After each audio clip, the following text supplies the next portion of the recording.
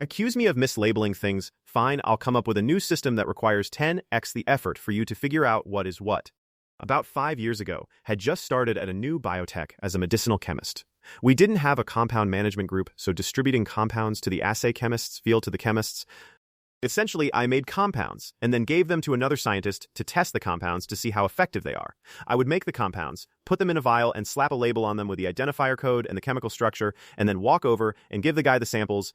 One day, I accidentally mislabeled 3 compounds, which, hey, my bad, I am not infallible, and it messed up the results.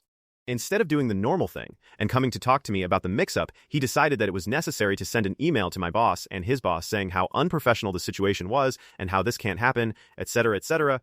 What the guy didn't realize was that I had a great relationship with my boss and his boss, who both forwarded me the email saying, "We know accidents happen, but be careful, this guy seems like a real butthead, so just be extra careful." Here is where the petty revenge happened. I decided to come up with a foolproof system that would protect me but also add about 2-3 hours to his workload.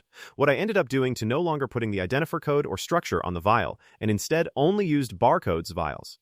I would put each compound in a barcoded vial and then created an Excel sheet that had what each barcode corresponded to which compound. This required him to scan each vial with a barcode reader and then go through the Excel sheet to determine what it corresponded to, requiring him to spend about 5-10 minutes determining what each compound was. I debuted this system on a set of female 200 compounds, and watching him ask in our company Slack if anyone had a barcode reader made me giggle. The best part was that he asked me if we could go back to the old system, and I politely said no because my bosses were legitimately stoked about the new system because it was easier for them to keep track of where everything was. We eventually hired a compound management group that made my system unnecessary, but it was a glorious 3 months.